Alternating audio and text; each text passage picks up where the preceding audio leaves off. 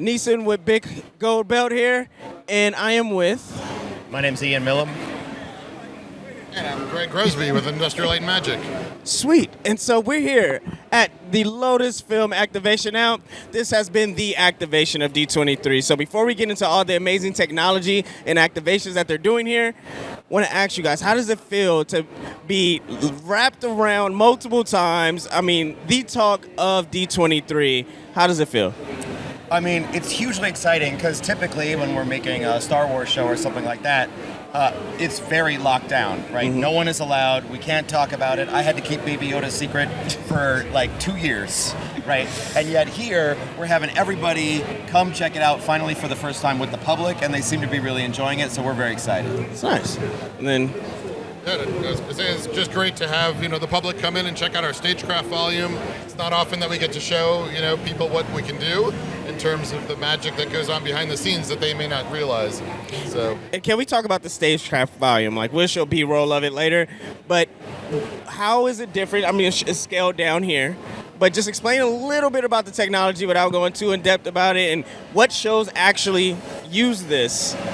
Yeah, do you want to take this one? No, you go ahead. Well, in terms of the shows that use it, we have numerous shows, but The Mandalorian, Book of Boba Fett, Obi-Wan Kenobi, a bit of Andor. What else? We've got, that's most of the Lucasfilm shows, but Percy Jackson on Disney Plus, and numerous others. So anytime we need to create an environment that doesn't exist or build off a physical environment, they still build real sets, they still go on location, but this is a third option that's just a little more flexible for filmmakers. So it's a pretty amazing technology. Tell them a little bit about what goes on in the volume. Yeah, the whole idea is to bring everything back together for everyone. And I know a lot of people think like, oh, it's for making amazing fantasy worlds. And we do that plenty. But it's more about getting all the filmmakers involved, all the actors involved, so they can see it live in front of them, and they can, the director of photography can understand, oh, that's all going to be there. Oh, okay, I get it. And the lighting and the reflection and everything is right there. So it's like we're really on set or on location, even if that location is actually impossible to go to. So what was your biggest wow moment when shooting on the volume? Like, after design, because you're in it, like you said, you had to keep Baby Yoda a secret for 2 years, right? But doing the design and then actually being on set, seeing it on a volume, and having a wow.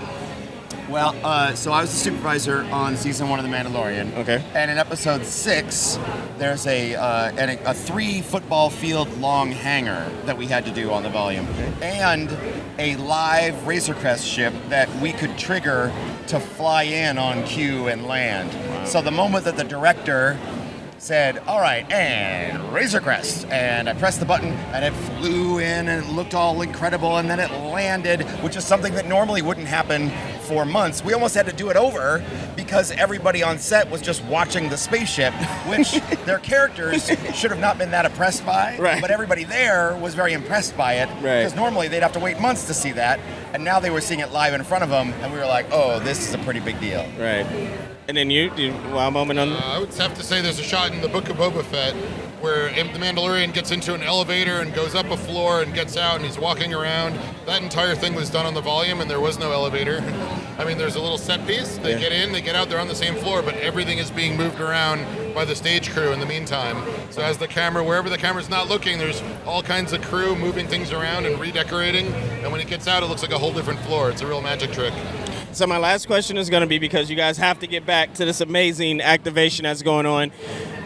Going back to being the talk of D23, what do you guys want the fans to walk away from this experience with? I think we're hoping they come away with a little bit of a better understanding about how we use this technology and what it can do, the flexibility it gives filmmakers, and frankly, how cool it is.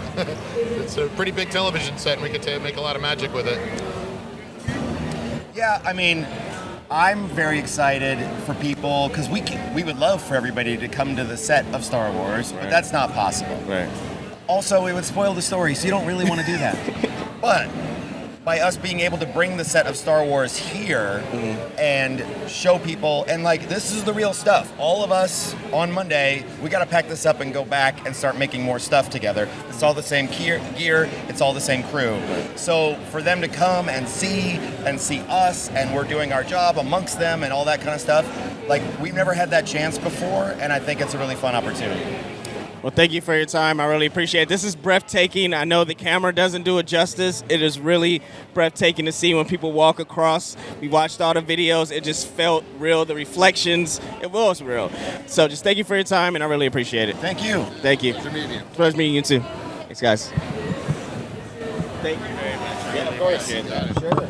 Sure.